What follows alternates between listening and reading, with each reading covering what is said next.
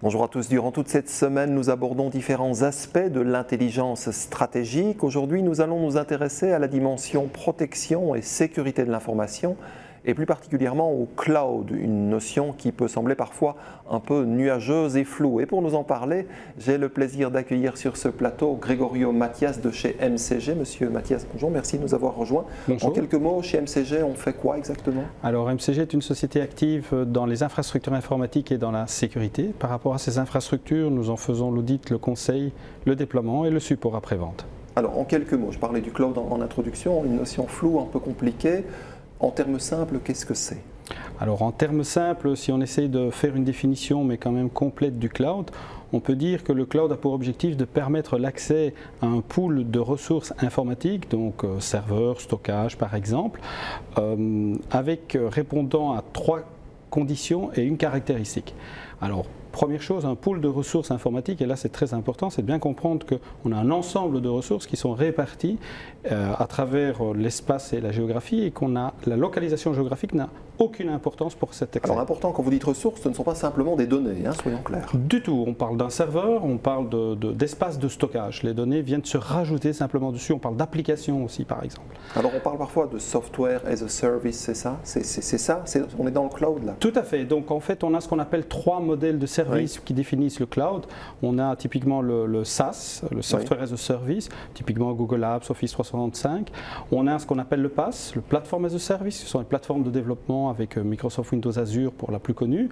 Et on a ce qu'on appelle l'IaaS, l'Infrastructure as a Service, qui est typiquement une infrastructure mise à disposition sur le cloud, comme le cas de Amazon EC2. Alors ça se fait de manière simple et on peut y avoir accès de manière publique, c'est ça? Ou il y a des choses plus compliquées que ça? En fait, il existe 4 modèles les plus connus. Le premier, c'est le public cloud. Donc le public cloud, tout à fait, Google Apps, tout ça fait partie de ce public cloud. Alors, on a le private cloud, donc le cloud complètement privé. Une entreprise décide de déployer des solutions cloud, mais purement internes, en satisfaisant aux différentes caractéristiques et conditions. Alors on a le mode hybride où une ressource informatique est déployée à la fois dans le cloud public et à la fois dans le cloud privé en interne dans l'entreprise. Et puis on a un modèle de déploiement qu'on appelle communautaire, où le cloud et les solutions cloud sont déployées pour des entreprises qui se trouvent dans le même secteur d'activité. Alors on peut se poser la question de savoir quel bénéfice une entreprise, petite ou grande, peut retirer de ça. Est-ce que ce n'est pas une mode simplement? Est-ce qu'il y a des bénéfices concrets, clairs, qu'on peut identifier a priori? Tout à fait. Alors, en termes de bénéfices, on peut dire que le premier est l'adaptation des ressources au cycle des besoins de l'entreprise. Donc, typiquement, des entreprises, nous avons des entreprises qui utilisent les ressources de manière très intense pendant une période courte de l'année, par exemple en fin d'année. Et pendant le reste de l'année, elles n'utilisent que 10 ou 15% de leurs ressources. Et typiquement, leur investissement dans des ressources internes doit se faire au maximum de l'utilisation de la capacité, tandis qu'en le cloud, elles ne vont payer que ce qu'elles consomment, et comme elles pourront y accéder de manière rapide, à la demande de manière complètement élastique, et bien là elles vont avoir un gain très très important. C'est le seul avantage? Non, c'en est un. Le deuxième est évidemment le fait de pouvoir pour une société se concentrer sur son core business, on appelle ça l'agilité qu'elle va pouvoir en déduire.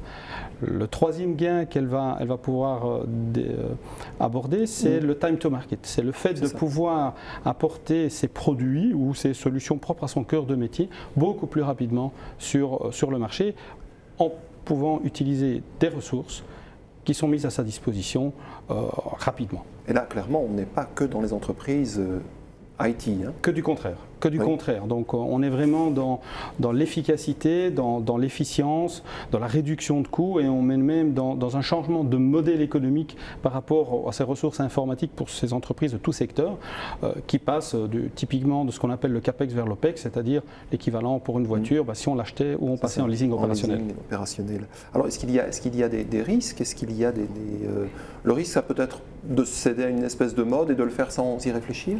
Tout à fait. Donc ça, c'est un des premiers risques typiques aujourd'hui, c'est que le cloud a été fortement vendu par les fabricants, et donc il ne faut pas succomber au chant des sirènes, il faut l'utiliser comme une des solutions, comme les autres solutions peuvent s'adapter à la stratégie informatique. Ça, c'est le risque de le faire mal. Maintenant, le risque de ne pas le faire, c'est quoi? C'est le péril de sa sécurité informatique et de ses données, par exemple, ou pas seulement? Ne pas le faire, signifie qu'on se prive d'une opportunité et ce serait de choisir une mauvaise solution qui serait peut-être interne. Par contre, en le faisant, on a aussi deux éléments importants en termes de risque qui sont la sécurité informatique, parce qu'il y a un ensemble de risques au niveau lié au cloud. Et la deuxième chose, ce sont des risques liés aux données qu'on va stocker au niveau du cloud. Donc typiquement des risques du type juridique ou même de réversibilité, typiquement le fait de pouvoir récupérer ces données et de pouvoir... ne pas pouvoir récupérer ces données. Tout à fait. C'est ça que vous dites. Ce n'est pas garanti dans les contrats des différentes solutions qui sont fournies sur le marché. D'accord. On voit que c'est assez compliqué, mais au travers des explications que vous nous avez fournies, on y voit déjà un peu plus clair dans ce nuage du cloud. Merci Monsieur Mathias. Merci à vous de nous avoir suivis. Je vous retrouve très bientôt pour une nouvelle émission consacrée à l'intelligence stratégique.